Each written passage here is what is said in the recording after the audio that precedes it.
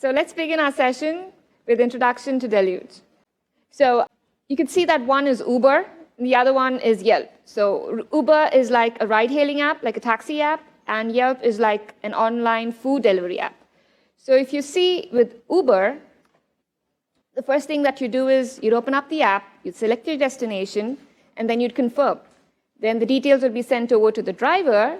Then the driver would arrive to your place, pick you up, and you guys would travel to your destination.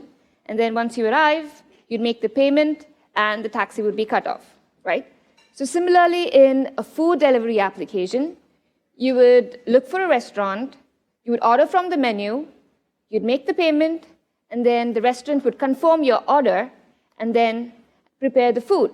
So once the food is prepared, the delivery guy will get it to your place, right? So did you notice that these apps have these three things in common?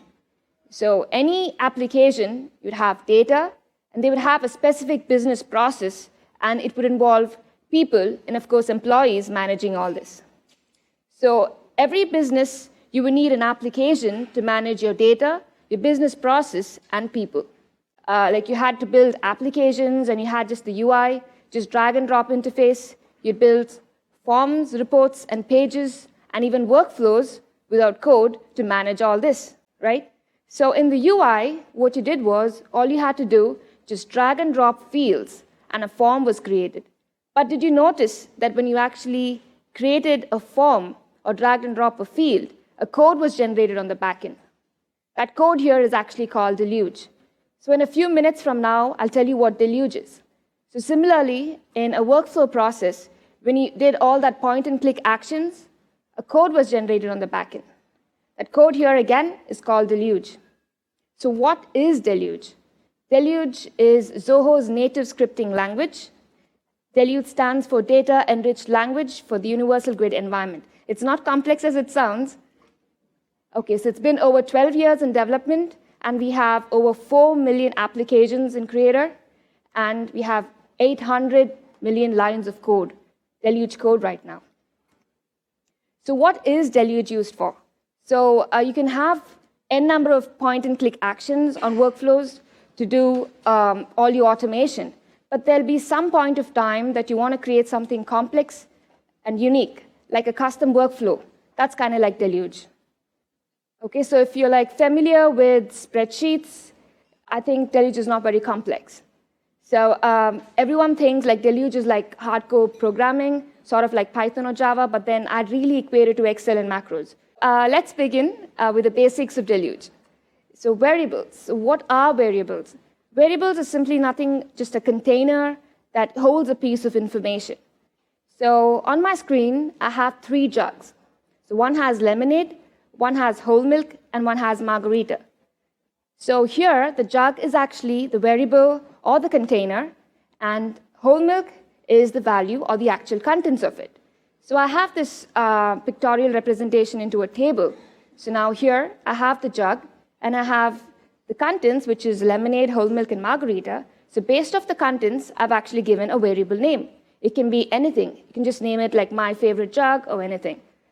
So in simpler terms, it's just a jug. It holds 3 different types of liquid, right? So these different types of liquids are like data types. So we have 5 basic data types on Creator. So text. So text means just like a string. So anything that's enclosed in quotes is a string. So even if I use a number and I enclose it in quotes, it's considered as a string. So number is like whole number, the ones without decimal points. Then decimal is like the ones which have points in them. Next is decision, which is nothing but Boolean, just true or false values. And then date is just like date and time. Since we know what these different data types are, we need to know how to use them, right? So computers just do exactly what you say. So you need to make sure you use the right syntax or like the grammar of the language so that the computer understands, right? So over here, I have juice jug equals lemonade. So here, juice jug is actually my variable, and lemonade is my value. So together, it's actually called a statement. So statements mark the end. A semicolon marks the end of a statement. So this together is like a declaration. So you're saying you're equating a juice jug equals lemonade. So it means juice jug actually holds the value lemonade, right? So I just have a few examples here for the various data types like string, number, decimal, date, and Boolean. So that's pretty straightforward. So just like make it a little more complex here. So I have this just number 10. So I can just have it displayed in 3 different data types. So in case if it's enclosed in quotes, it's considered as a string. If I just use it like just 10, it's considered as a number. And then if I use 0.0, it's considered as a decimal. Okay? So we have some rules for syntax. So variable names cannot have spaces, and it cannot start with a number, and you cannot have any special characters except an underscore. And all statements must end with a semicolon. And data types are based on how they are written. Operators. So operators, now since we know the data types, we need to know how you could perform various operators on these data types. So the first one is like the arithmetic operators, like the basic math operators that we learned in school. It's just straightforward. You just can do addition, subtraction, multiplication, and division. So addition can be used for strings as well. So that's like to concatenate 2 pieces of string values. So let me show you an example here. So I just have first name Alan, last name Walker. So in case if I concatenate these 2 strings or add these 2 strings, I should be getting Alan Walker. I'm just using a spacer here so that I get a space between the first and last name. Okay? Then comes relational operators. So we have like 6 different types of relational operators. Less than, equal to, greater than, or greater than and equal to. So the first 4 can be used for numbers and decimal. The last one, that's equal to or not equal to, can be used for string, number, and decimal. So let's have a quick example here. So it just says, is 5 greater than 3? The answer is yes. So in relational operators, it's true. So when you use relational operators, the value is either true or false. It's always Boolean. It's either true or false. Next comes logical operators. Logical operators is used to compare 2 sets of conditions. So we have 3 different types of logical operators. The first one is logical OR. It gives you the result true when both the conditions are valid. Next comes logical OR. It gives the result true when either one of the conditions are valid. The last one is the logical NOT, which gives you the opposite state of the actual result. So moving on with an example here, I just have, is 4 greater than 10? No, it's false. 6 less than 7? Yes, it's true. But then I have a logical AND, which means that both the conditions need to be true so that the result is true. But then here only one condition is true, so the result is false. Another example is 5 less than 10. The result is true, but then I have a NOT operator here, which gives you the opposite state of the result, right? So the answer is false. Functions. So what are functions? Sometimes you just need a piece of code, to do the same thing all over again and again. Say, for example, I have a success script on a form, and I want to use the same success script on another form. I'll have to write it again there, right? So just might as well write it in a function and call it in any form that you actually want. So just take it like an example, like an everyday example. So if you have a dog at home, you just teach your dog a trick. Whenever you give your dog a dog treat, he does the same trick every time you ask him. Every time you give him a treat, he does the same trick again and again, no matter how many times you ask him, right? Similarly, a function does the same thing. Whenever you call it, it does the same job again and again. And sometimes it requires inputs, which is like dog treats, and sometimes it doesn't. Okay? So in Creator, we have like inbuilt functions that you could use. So I just have an example here. So event date is October 1, 2019. And I have a function called addDay. What this function does is it just adds the number of days, like the number I give in the parentheses, to the actual date. So here I've given 10, so it's supposed to add 10 days to October 1. The result would be October 11. So we have over 150 built-in functions on Deluge. If you just go to this link, you'd see the whole list of functions that we have in Deluge. So when you just click on a function, you'd have like what this function does. You'll have a description of the function with an example. So what I'm going to do here is I'm just going to create my own function. Okay? So to create a function on Creator, you just need to go to the edit mode of the application, then click on workflow, and then you have a Functions tab. Just click on Functions, and then you have an option that says Create Function. I give a function name. And note, you cannot have spaces in function names as well. And it cannot start with a number.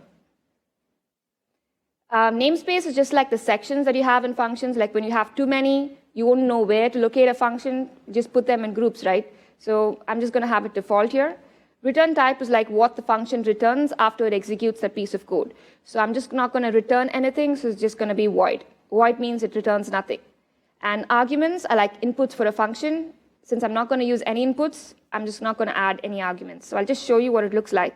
You just give an argument like the input variable name, and then you select what the input type should be. I'm going to create a function. So I'm just going to use a different inbuilt function here. I'm just going to say a sample string here just says Zoho Creator. I'm going to check if this particular string has a piece of text. So for that, we have an inbuilt function called contains. Okay, so info is like used for debugging so that you get the value to just check if the particular, just check at one particular point, you just want to know what that particular value for the variable is, you use info. So I just need to check the value, so I'm just using info. And you can see that when I just use dot, I get the list of functions that I can use with all like string functions. So the function that we're going to use here is contains. I'm just going to check if this particular piece of string has creator in it.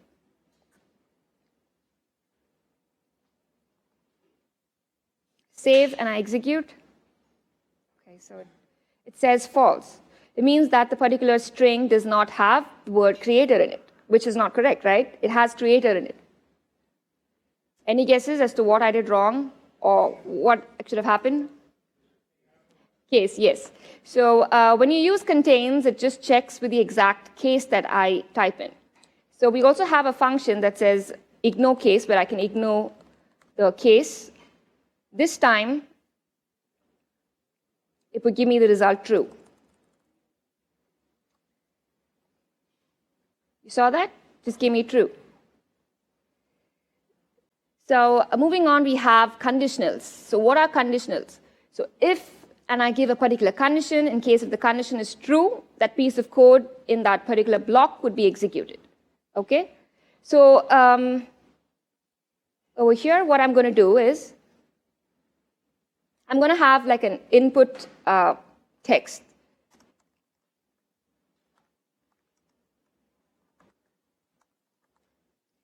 So I'm just giving an input, which is a string variable.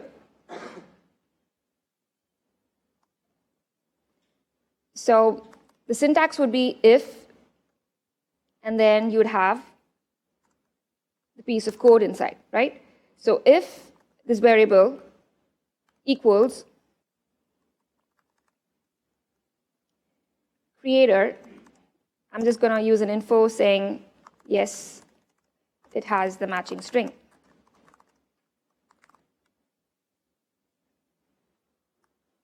I save, I execute, I just give some value, I just give my name. It just says executed successfully, right? Because it never even went to this block. So in this case, it's like it did not meet the condition, but then I didn't know what actually happened. So that's when you need to use an else block. So if this condition is met, it goes to this block, else it goes to this block. So here, I just put an info here again. It says no, it does not have the matching string.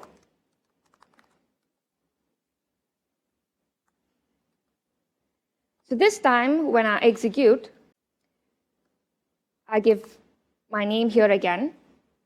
It says, no, it does not have the matching string. So let's make it a little more complex. What if I have many conditions, right? So that's when you need to use something like this. So if I give my first condition, the first block would be executed. So if the first condition is true, the first block would be executed. Next, in case if the first condition is not true, it goes to the second block. So condition 2 will be executed only if the first condition is false. And in case if the first condition and the second condition is not true, then the last else block would be executed. So let's take an everyday example here. So we have a traffic light.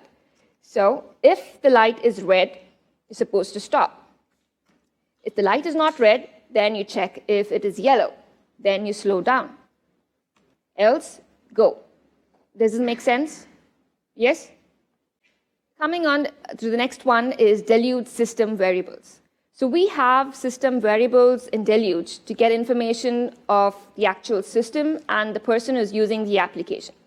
So we have like two different types. One is like string variables. So you can see two that I have on the screen. One is Zoho.loginuser and Zoho.loginuser ID. This would give information about the login user, the person who's actually using the application. So it will give you the username and the email address of the particular user. So I'll quickly show you how it's done.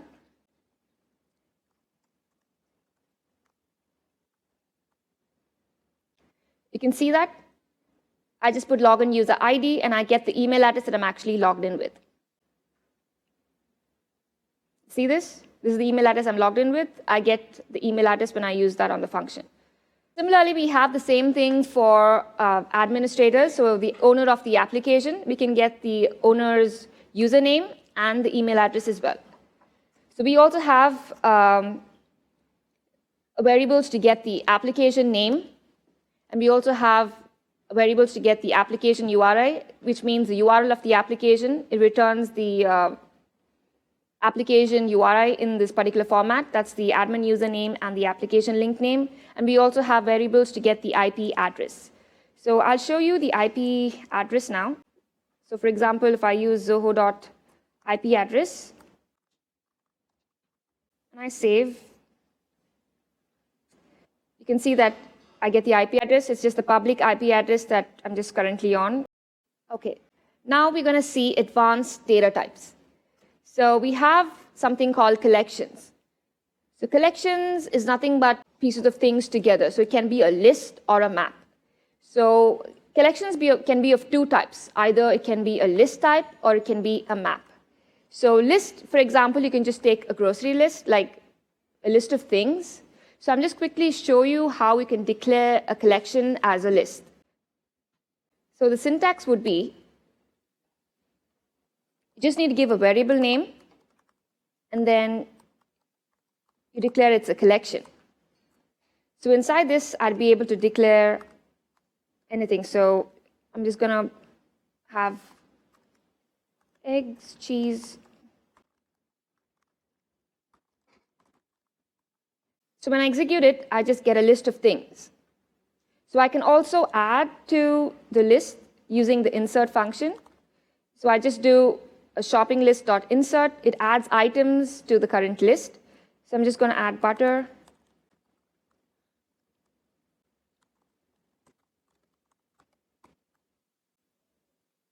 See that it adds butter to it.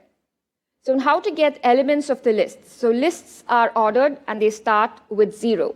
So in case if I need to get the item butter in that list, I need to use 3. So it's like 0, 1, 2, and 3. I'd show you with, like, I think it's better if I execute and show you so you understand much better. And we use the get function to get the elements of the list.